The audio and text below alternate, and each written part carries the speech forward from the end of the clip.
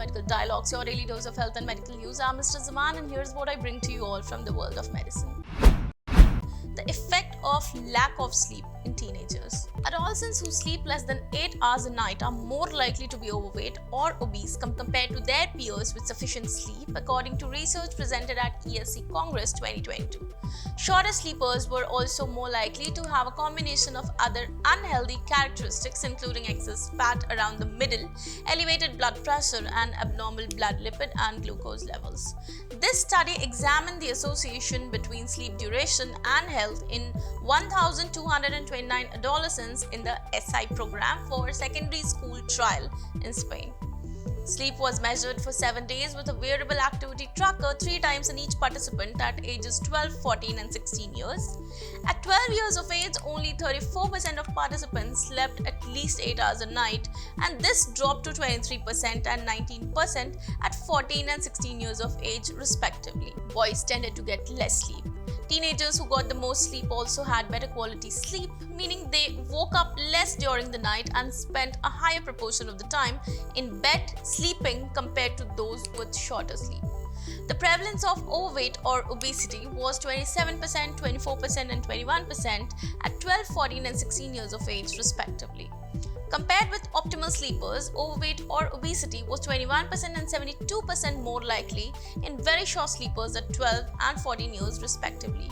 Short sleepers were 19 and 29% more likely to be overweight or obese compared with optimal sleepers at 12 and 14 years, respectively. Similarly, both very short and short sleepers had higher average metabolic syndrome scores at 12 and 14 years compared with optimal sleepers. Effect of a 10 minutes walk on prolonging the life of octogenarians. 1 hour of walking per week is associated with greater longevity in people aged 85 years and above, according to research presented at ESC Congress 2022. The study examined the association between walking and the risks of all-cause and cardiovascular mortality among adults aged 85 years and older.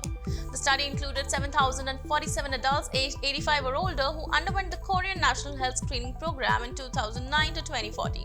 Participants completed a questionnaire on leisure time physical activity, which asked the length of time spent each week on walking at a slow pace, moderate intensity activities such as cycling and brisk walking, and vigorous intensity activities such as running. In the entire study, population of 7,047 adults, 1,037, that is 14.7% participants did moderate intensity physical activity, and 773, that is 10.9%, did vigorous intensity physical activity. Only 538 participants, which is 7.6%, met the guideline recommendations moderate to vigorous intensity physical activity. The researchers analyzed the associations between walking, all-cause mortality, and cardiovascular mortality after adjusting for energy expended on moderate to vigorous intensity physical activity. Compared to inactive individuals, those who walked at least 1 hour per week, that is, the 3 highest walking categories, had 40% and 39% lower relative risks of all-cause and cardiovascular mortality, respectively. Leisure time activities and lower risk of death for older adults.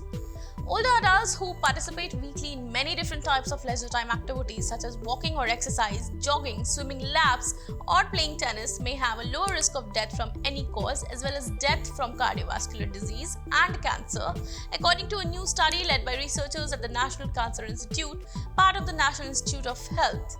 Using data from 272,550 adults between the ages of 59 and 82 who had completed questionnaires about their leisure time activities as part of the NHAARP Diet and Health Study, the researchers looked at whether participating in equivalent amounts of 7 different exercise and recreational activities was associated with lowered risk of death. Researchers found that achieving the recommended amount of physical activity per week through any combination of these activities was associated with a 13% lower risk of death from any cause compared with no participation in these activities. While they looked at the role of each activity individually, playing racket sports was associated with a 16% reduction in risk and running with a 15% reduction. However, all the activities investigated were similarly associated with lower risks of death.